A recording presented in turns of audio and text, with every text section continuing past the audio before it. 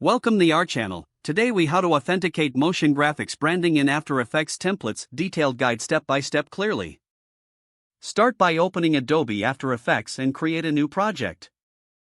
Import the motion graphics branding template you want to authenticate.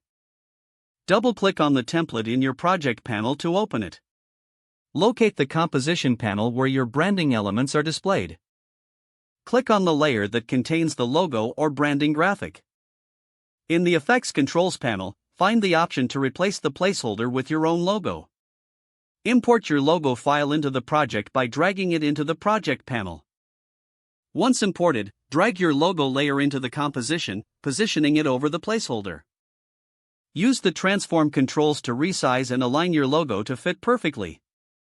Next, click on the background layer to adjust colors or elements to match your brand identity.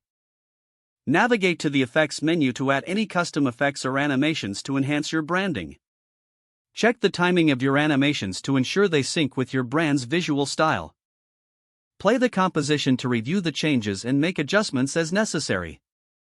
Once satisfied, render the composition by going to the File menu and selecting Export. Choose the export settings that best suit your Finally, save your project and make sure to back it up for any future edits. Now you have successfully authenticated your motion graphics branding in After Effects templates. If the page does not load, refresh the browser or try again in a private or incognito window. Make sure you are using the correct email address, then retype it carefully to avoid small typos. If your password is not accepted, use the reset option and create a new strong password you can remember. Check your spam folder for verification or security emails, then complete any requested confirmation steps. Enable two-factor authentication if available to improve account security and reduce unauthorized access risk. After signing in, review your profile details so your contact information and settings are accurate and current. If you see an error message, note it down and try again after restarting your device and internet connection.